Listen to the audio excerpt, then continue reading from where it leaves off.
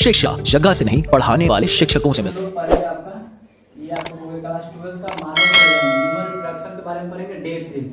ये आपको day 1 day 2 बताए थे, डे 3 के बारे में हम चर्चा करेंगे। जैसे हमने बताया थे कि अगर मान लीजिए कि यहाँ पर मानव मनुष्य हो गया या कोई भी अगर यहाँ पर मानव हो गया तो मानव जो कार्य होता है उसका कार्य बताए थे। ये नर और मादा पे जाता है, नर और ये आपको होता है मादा। यहाँ पर बताया थे इसके पहले आपको क्लास में नर और मादा, ठीक है। जो इसमें आपको बताया था गुणसूत्र की संख्या जो होती है इसमें आपको 46 होती है। इसको भी बात करते थे, इसमें आपको 46 होती है, यानी आपको 46 इसमें आपको 46 होते हैं। तो अगर अलग दो भाग में बढ़ जाता है, दो भाग में आपको बढ़ जाता है। एक आपको 23 में, ये भी आपको 23 में, और फिर आपको यहाँ पर भी दो भाग में ये बढ़ जाता है आपको 23 में, और फिर आपको 23 में बढ़ जाता है। एक आपको नर का भाग यहाँ पर 23 हो जाता है, और प्लस आपको जो आपको मादा का भाग होता है, नर का और मादा का भाग होता है 23 यहाँ पर होता है, तो दोनों 46 हो जाता है। यानी नर और मादा ये आपका युग्मक बनाते हैं, ऐसे करके आपको बताए थे। और फिर नया आपको शिशु जब जन्म लेते हैं, नए जब शिशु जन्म लेते हैं तभी वहां पर जो बनता है तो क्या होता है 46। यानी नए नए संतति जैसे जैसे उत्पन्न होते जाते हैं वैसे वैसे उसकी जनसंख्या जैसे बढ़ती है, उसके आपको जो गुणसूत्र की संख्या होती है वो आपको सेम ही होती है, 46 ही होती है। जैसे आपको 23 जोड़ा नर और आपको मादा में अलग अलग दो भागों में बांटा गया है, तो उसमें से अब जैसे ही नर का 23 भाग ले लीजिए और मादा का 23 जोड़ा जो भाग होता है 23 जोड़ा, और नर का 23 जोड़ा, तो नर का 23 जोड़ा और मादा का 23 जोड़ा। फिर आपको जैसे जन्म आपको शिशु जैसे लिए तो फिर एक नया आपको वहां पर जन्म हुआ, तो जन्म होने के पश्चात क्या हुआ, उसमें जो गुणसूत्र बनेगा वो 46 बनेगा, क्योंकि नर का आपको 23 को और मादा का फिर 23 को। ये हमने आपको पहले क्लास में रिपीटेशन ऐसे किए थे। फिर बता दें ये सेम, उसके बाद ये हम चलते, ये आपको क्लियर फाइल था कि हमने बताया था किस तरह से आपको नर और मादा का जो आपका ये होता बता दें। इसमें होता क्या कि आपको फिर से एक रिपीटेशन करते हैं कि हमने बताया था कि जो वृषण था आपको, फिर डानु था, शुक्राणु था, किस तरह था ऐसा आपको हम बताते हैं। लेकिन यहाँ पर आपको ध्यान देना है कि जो मानव मादा नर और मादा से जो आपको शुक्राणु बनता है 40 जोड़ा होता है, सबसे इस पर ध्यान देना है। युग्मन जो बनता है तो उसको सबसे ज्यादा आपको उसके ऊपर आपको ध्यान देना है। ये पहले क्लास में पढ़ते हैं, ये हम तीसरी क्लास में आज जो पढ़ने जा रहे हैं वो आपका है वृषणकोश, ठीक है। वृषणकोश के बारे में पढ़ेंगे। आपको सबसे पहले ध्यान देना है क्या वो वृषणकोश जो है आपको स्क्रोटम में आपको पढ़ेंगे, तो वृषणकोश के बारे में सबसे पहले हम देख लेते हैं। यहाँ पर देखिए यह एक उदर गुहा की जो होता है, उदर गुहा एक उदर की निचली भित्ति से अदगमित होने वाला। देखिए सबसे पहले क्या है कि यह जो उदर गुहा होता है, उदर की ये निचली जो भूमि होती है, जैसे उदर गुहा यहाँ पर देखिए उदर गुहा की जो आपको निचली जो होती है, निचली यहाँ पर जो निचली सतह ये होती है आपका, एक उदर गुहा की निचली भित्ति जो होता है उद्गमित होने वाला शिथिल प्रकृति का वर्णन की थैली होती है, ठीक है। थैला बोलते हैं, थैली बोलती है, थैला होते हैं यहाँ पर जो यहाँ पर जांघों के मध्य लटका रहता है, जो जांघों के बीच क्या होता है लटका रहता है। सबसे पहले आपको ध्यान देना है कि वृषणकोश की पहले भी चर्चा हम कर चुके हैं, आपको डे 2 में भी थोड़ा सा चर्चा की थी, लेकिन आज हम लोग बढ़िया से चर्चा इसको करेंगे। तो यहाँ से आपको आ गया कि जो वृषणकोश होता है आपको यह एक उदर गुहा की निचली जो बताए थे, यहाँ पर अब क्या होता है ये आपको निचली जो उदम होता है उसमें होता है, और शिथिल प्रकृति का जो वर्णन होता है थैला होता है, ये थैला सा होता है, थैला जो आपको होता है उस तरह से आपको थैला में लगे रहता है। लेकिन यहाँ पर ध्यान देना कि दोनों ये जो होता है जो जांघों के बीच में आपको लटका रहता है, जो जांघ होते हैं दोनों बीच में क्या रहता है आपको रखा रहता है, क्या चीज, तो वृषणकोश होता है। तो वृषणकोश किस तरह से आपको बताना, ठीक है। इसके साथ ही आप देखिए ये आप पिक्चर यहाँ पर देख रहे हैं, ये देखिए आपको पिक्चर जो दिखाई दे रहे हैं यहाँ पर, तो वृषणकोश में क्या होता है कि देखिए आपको सिंपल हम बताना है कि जो ये होता है एक आंतरिक वृषणपट होता है, जो होता है कि आंतरिक वृषणपट आपका होता है। इसके साथ ही देखिए वृषणकोश में दो जो होता है, दो आपको कक्ष में विभक्त रहता है। प्रत्येक कक्ष में एक होता है वर्ण भट्ट, उसको बोलते हैं, जो प्रत्येक कक्ष में होता है एक वर्ण पट होता है जो धारण किया जाता है, वर्ण पट आपका धारण होता है, ठीक है। वहां से आपका जो होता है एक वर्ण पट धारण होता है। और साथ ही अगर बात करें तो वृषण की जो पट्टी होती है, तो वृषण की पट्टी आपका स्थित बाहर की रैपी द्वारा इंगित की जाती है, जो रैपी होती है उसके द्वारा आपके इंगित की जाती है, ठीक है। उसको इंग्लिश में भी RAPH से बोल सकते हैं, रैपी द्वारा इंगित की जाती है। वृषणकोश की एक निचली जो होता है उसकी चिकनी अनैच्छिक जो होता है डॉटोस्पेसी होता है, उपस्थित रहता है। प्रत्येक विशेष जो होता है अपने कक्ष की घड़ी और टीका रहता है, ठीक है। ऐसे करके आपको वृषण के बारे में बताना है, ठीक है। ये आपको पिक्चर दिखा रहे अच्छी तरह से, इसे आपको समझ में आ जाएगा कि जो वृषण का होते हैं इस तरह से होते हैं। और साथ ही अगर उदाहरण के तौर पर अगर आप बात कर रहे हैं तो देखिएगा हाथी जो होता है आपका सील होता है, व्हील होता है, ये क्या होता है ऐसे स्त्री है आपका जो मौसम प्रजनन पर ये क्या करता है अपना जो जनन ऋतु होते हैं इसके अंदर आपको मतलब जैसे आपको चमगादड़ हो गया, भालू हो गया, यानी वृषणकोश की अगर हम बात करें तो वृषणकोश आप किस तरह से होते हैं, ठीक है। यहाँ से आपको वृषण कोश किस तरह से आप डिफिनेशन दे दीजिएगा, यही उदर गोलक निचली भित्ति के उद्गीत होने वाला आपका ये होता है शिथिल प्रकृति वर्णक होता है, जो क्या होता है, जो जांघों के बीच आपको लटका रहता है, यानी आपको वृषण कोश होता है। तो इस तरह से आपको पिक्चर से समझ में आ गया होगा और अच्छी तरह से आपको ये उम्मीद आपको याद भी हो गएगा। हम पूरा आपको इस तरह से बता रहे हैं कि आपको पिक्चर दिखा के कि यहाँ से जो आपको याद होगा अच्छी तरह से याद हो जाएगा। इसके बाद हम बात करते हैं यहाँ से शुक्रवाहिका के, ठीक है। इसके बाद हम जैसे आपको बात करते हैं शुक्रवाहिका की बात कर लेते हैं। तो देखिए शुक्रवाहिका जो होते हैं आपको शुक्रवाहिका को हम लोग इसको बोलते हैं आपका डिग्री इफरेंस बोलते हैं। तो यहाँ से आपको जो होता है हम लोग बात करते हैं शुक्रवाहिका का बोलते हैं। तो ये आपको सबसे पहले बताना है कि देखिए इसमें वसा में क्या होता है। वसा में आपको जो इफरेंटिया होते हैं, ये शुक्रवाहिका में जो होते हैं क्या होता है, तो यह 10 से 20 सूक्ष्म नलिकाएं होती है। यहाँ पर सिंपल बताना है, ये आपका जो होती है 10 से 20 सूक्ष्म नलिकाएं होती है। जो ये आपका नलिकाएं होती है वो 10 से 20 सूक्ष्म नलिकाएं होती है। यानी इसमें आपको बताना है ये जो इसमें नलिकाएं होती है, इसमें 10 से 20 सूक्ष्म नलिकाएं होती हैं और जो वृषण नलिका से वृषण को अधिवृषण से जोड़ देती है।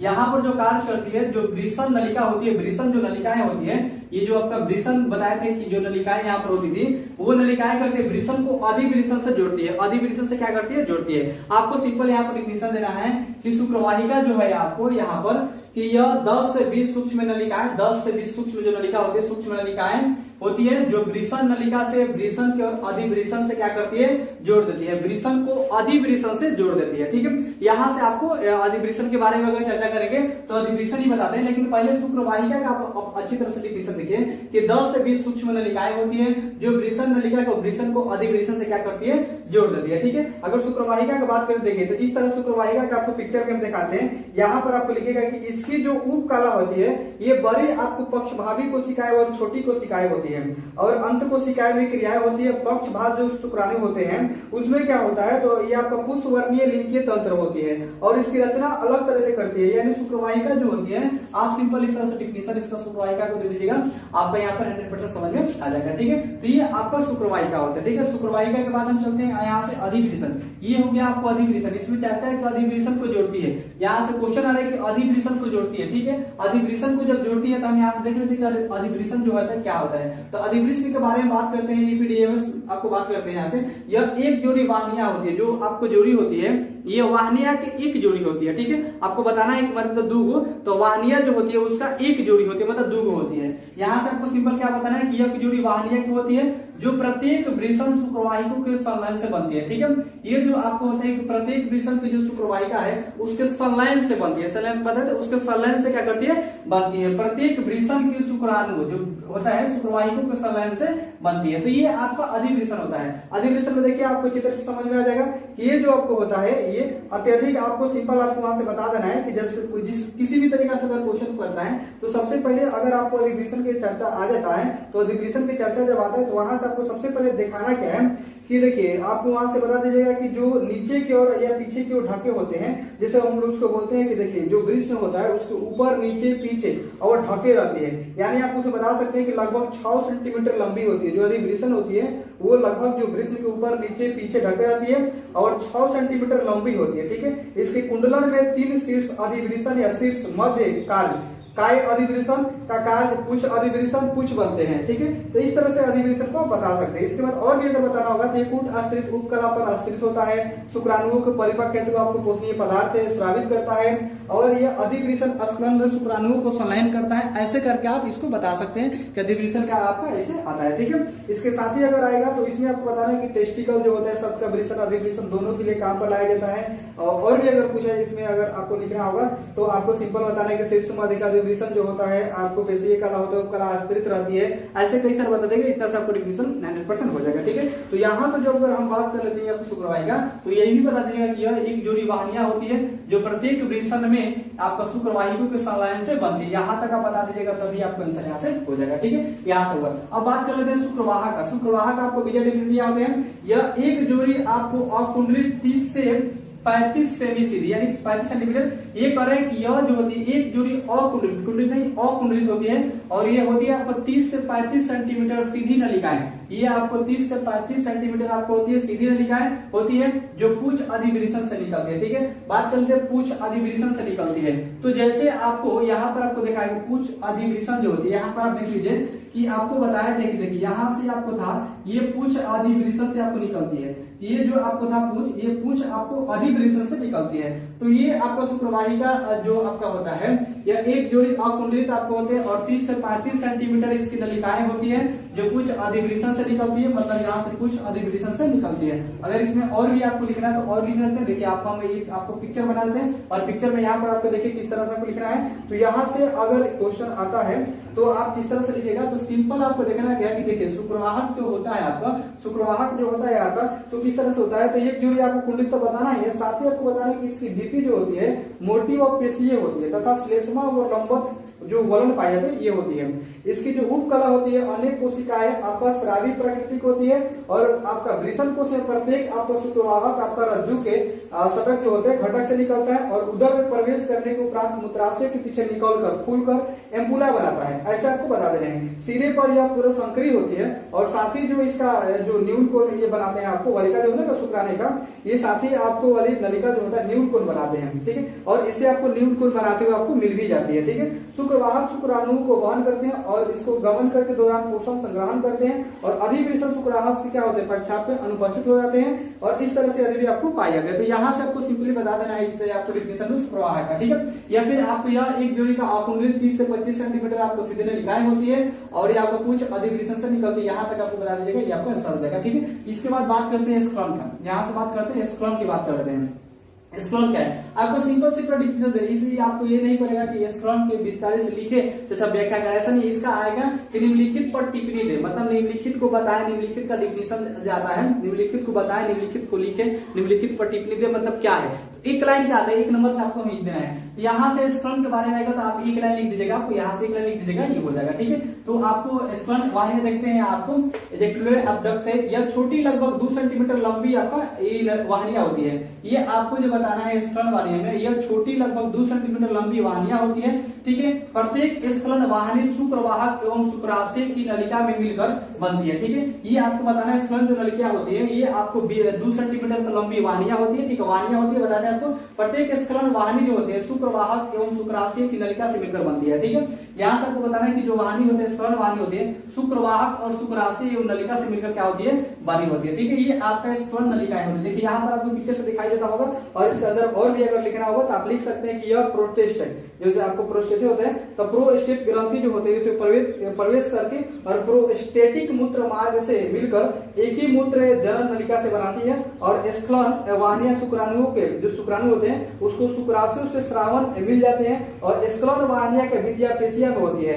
अशीघ्रता ही खुलने के बाद मूत्र जनन नलिका से बाहर हो जाती है। तो इस तरह से आपका स्क्लन वाहिनिया की डिफिनेशन आप दे सकते हैं। ठीक है, स्क्लन वाहिनिया की डिफिनेशन ऐसे अगर आएगा तो आप आराम से इसको डिफिनेशन को दे सकते हैं। पिक्चर समझ लीजिए, ऐसे भी आपको होता है। या फिर आपको अगर स्क्लन वाहिनी का ऐसे ही बताना है तो ये छोटी लगभग 2 सेंटीमीटर लंबी वाहिनियां होती है और ये प्रत्येक स्क्लन वाहिनी शुक्रवाहक शुक्राशय की नलिका से मिलकर बनती है। यहाँ तक भी बता दीजिएगा, आपका डिफिनेशन यहाँ से हो जाएगा। ठीक है, इसके बाद हम बात कर लेते हैं यहाँ से आपको मूत्रमार्ग जो है। देखिए यहाँ से आपका यूरेथ्रा है, ये नलिकाकार जो होते हैं नलिकाकार वाहिनी मूत्राशय ग्रीवा से निकलकर शिश्न से सीधे मूत्र जनन छिद्र से शिश्नीय आपका कुहर द्वारा खुलती है। यहाँ पर अगर बात कर लेते हैं यूरेथ्रा के तो ये नलिकार होते हैं, जो नलिकार होते हैं नलिकार होते हैं। ठीक है, ये बिना नलिका ये आप मूत्रमार्ग काम नहीं कर सकते हैं। ये नलिकार होते हैं वाहिनी मूत्राशय ग्रीवा से निकलकर शिश्न तक, ग्रीवा से निकल जाते हैं, ग्रीवा शिश्न के बारे में बताते हैं। ग्रीवा से निकलकर कहा जाता है शिश्न के सिरे के मूत्र जनन छिद्र, जहाँ पर शिश्न के मूत्र जनन छिद्र होता है वहां पर डायरेक्ट वो चले जाते हैं। ठीक है, तो यहाँ से आपको चले जाते हैं और शिश्न के कुहर द्वारा बाहर खुलते हैं। उसके बाद शिश्न का जो कुहर होती है आपको बताते हैं उसके द्वारा वो बाहर खुलती है और बाहर के बाद मूत्राशय यहाँ से संभव होता है। ठीक है, तो इस तरह से मूत्रमार्ग के बारे में बता देंगे। आप देखिए आपको पिक्चर से समझ में आ जाएगा और भी इसमें लिखना होगा तो लिख सकते हैं, आपको पिक्चर से अच्छी तरह आपको समझ में आ जाएगा।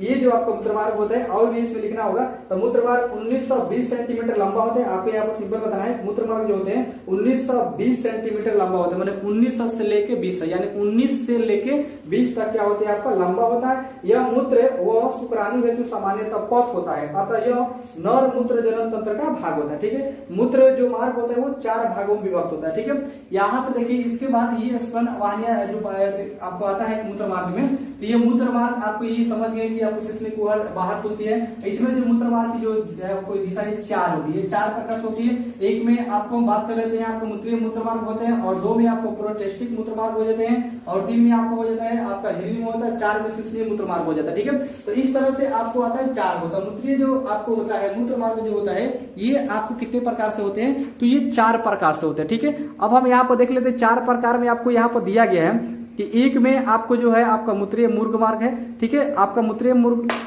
मूत्र मार्ग हो गया। इसके बाद आपको यहाँ से आता है कि प्रोस्टेटिक मूत्र मार्ग हो गया। ठीक है, इसके बाद अगर हम बात कर लेते हैं यहाँ से तो इस तरह से आपको आ जाएगा सिलीनुमा मूत्र मार्ग आ जाएगा और शिश्नीय मूत्र मार्ग आ जाएगा। तो इस तरीका से आपको कोई याद रखना है, तो कैसे आपको याद रखना है, तो सिंपल आपको डिफिनीशन वहां से देना है। डिफिनीशन कैसे आपको देना है, तो डिफिनीशन जो अगर हम बात कर लेते हो तो यहाँ देखिए एक में मूत्रीय मार्ग को अगर डिफिनीशन बात करते हैं तो यहाँ से आपको देखिए मूत्रीय मार्ग को डिफिनीशन अगर बताना है तो यहाँ से पिलार यूरेथ्रा होता है। यह मूत्र मार्ग का वह भाग है जो केवल मूत्र के वहन करता है। यह मूत्राशय और स्खलन नलिका के मध्य संधि करने वाला बिंदु होता है। यहाँ से अगर मूत्रीय मूत्र मार्ग को बताना है तो यहाँ से यह मूत्र मार्ग का वह भाग है जो आपको केवल मूत्र को वहन करता है, एवं मूत्राशय के स्खलन नलिका के मध्य संधि करने का बिंदु होता है। ठीक है, ऐसे आप इसका डिफिनीशन दे सकते हैं। इस तरह से डिफिनीशन अगर आएगा तो आप डिफिनीशन इसको बता सकते हैं। इसका पिक्चर भी आप इसको बना के दिखा सकते हैं कि पिक्चर किस तरह से आपको मूत्रीय मार्ग के बनेगा। और भी अगर इसमें आपको लिखना हो तो लिख सकते हैं स्खलन नलिका के द्वारा ये जो होता है संधि द्वारा बाहर निकलने कार्य करते हैं। जो मूत्राशय होता है जो मूत्र मार्ग के भाग होता है और मूत्र की केवल ही वहन करता है, ऐसा बता सकते हैं। ठीक है, अगर हम बात करते हैं यहाँ से आपको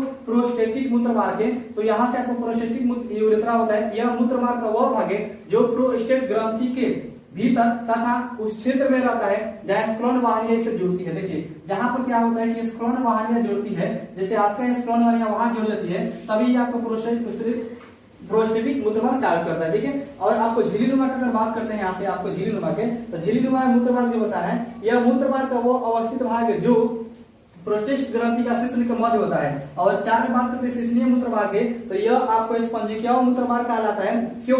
क्योंकि यह कार्पस स्पंजियस के भीतर रहता है। कार्पस स्पंजियस जो रहता था आपको भीतर रहता था, बताया थे उसको आपको, तो कार्पस स्पंजियस को होता है उसके भीतर रहता है, उसको आपको निकाला नहीं जाता है, भीतर रहता है क्योंकि मूत्र स्रावन करने का सबसे अहम योगदान उसको दिया जाता है। ठीक है, तो ये आपका जो मूत्राशय आपका हो गया मूत्र मार्ग हो गया। तो ये आपको 4 प्रकार से होते हैं मूत्र मार्ग। आपको एक मूत्रीय मूत्र मार्ग हो गया, प्रोस्टेटिक मूत्र मार्ग हो गया, सिलीनुमा मूत्र मार्ग हो गया और शिश्नीय आपको मूत्र मार्ग। ये आपको क्वेश्चन पूछा जाएगा कि मूत्र मार्ग जो होता है वो किस दिशा में जाती है और दिशा के आपको कितने प्रकार में उसको बांटा गया और कितने उसके प्रकार होती है, तो आपको सिंपल आपको 4 प्रकार से बता देना है। ठीक है, ऐसा आपको बताया। फिर हम आगे अगर बात कर लेते हैं क्वेश्चन पर, यहाँ पर कि क्वेश्चन जो आता है तो क्वेश्चन में आपको पूछा जाता है कि शुक्रवाहिका और शुक्रवाहक में अंतर क्या है। ठीक है, यहाँ सब क्वेश्चन आ जाएगा कि शुक्रवाहिका और शुक्रवाहक में अंतर क्या है, तो आप किस तरह से बताइएगा। शुक्रवाहिका और शुक्रवाहक में अगर आपसे अंतर पूछ लिया तब कैसे बताएगा। ऐसे क्वेश्चन ये इंपोर्टेंट, ये आपसे पूछा जाएगा कि शुक्रवाहिका और शुक्रवाहक में आपको अंतर बताइए। तो शुक्रवाहिका और शुक्रवाहक में अंतर अगर बताना है तो आप किस तरह से बताइएगा। यहाँ पर आप देख लीजिए शुक्रवाहिका और शुक्रवाहक में आपको अंतर बता देते हैं। तो यहाँ देखिए आपको शुक्रवाहिका और शुक्रवाहक जो होते हैं, शुक्रवाहिका के एक बॉक्स बना लेंगे, जो शुक्रवाहिका होते हैं उसका एक हम बॉक्स बना लेंगे और एक शुक्रवाहक का बॉक्स बना लेंगे, दोनों का बॉक्स बना लेंगे। दोनों का जब बॉक्स हम बना लेंगे तो उस तरीका से हम निकाल सकते हैं दोनों का बॉक्स बना के, जैसे दोनों का हमको बॉक्स बनाना है तो एक शुक्रवाहिका को बना लेंगे, एक शुक्रवाहक को अलग बना लेंगे और तब उसके बीच में हम लिखेंगे। तो शुक्रवाहिका में शुक्रवाहक में क्या लिखेंगे, देखिए शुक्रवाहिका में एक में आपको लिख देना है कि देखिए यह एक छोटी सीधी नलिकाएं होते हैं और इसमें आपको शुक्रवाहक में लिखना है यह अपेक्षाकृत लंबी और वक्रित नलिकाएं होती है। देखिए आपको यहाँ पर आपको नोट टाइप करा दिए हैं, यहाँ पर आप देख सकते हैं। आप यहाँ पर देखें, आपको देखिए छोटी सीधी नलिकाएं होती है, आपको दिखाई दे रहा है यह अपेक्षाकृत लंबी व वक्रित नलिकाएं होती है। इसमें बोला है कि यह प्रत्येक वृषण में 10 से 20 होती है, अभी आपको जो बताए हैं, और ये प्रत्येक वृषण में होती है। ठीक है, यह शुक्रवाहिका जो होती है आपका वृषण जालकों से निकलती है, यह पुच्छ अधिवृषण से निकलती है। आप बता रहे हैं यह संकरी व कोमल होती है और यह चौड़ी और पेशीय होती है। यहाँ से बताना है यह उपकला सरल होती है, यह उपकला आपको स्टूडियोस्थित होती है, यह उपकला आपको पक्षवामी को सिखाई होती है और ये पक्षभाग के स्थान पर आपको होता है दृढ़ पक्षभाग पाए जाते हैं। यह वृषण जालक का अधिवृषण शुक्रवाहक जन्म करता है और वहन करता है। यह कुछ अधिवृषण स्खलन के शुक्राणुओं को आपको वहन करते हैं और यह शुक्राणु वहन तो पक्षवाहक क्रिया द्वारा होता है और यहाँ शुक्राणुओं को पेशीय क्रिया द्वारा होता है। ऐसे आप इसको शुक्रवाहिका और शुक्रवाहक में अंतर बता सकते हैं। ठीक है, इस तरह से आपको अगर समझ में अच्छी तरह से आया होगा तो इसको नोट कर लीजिए कॉपी में और उसके बाद अच्छी तरह से आप याद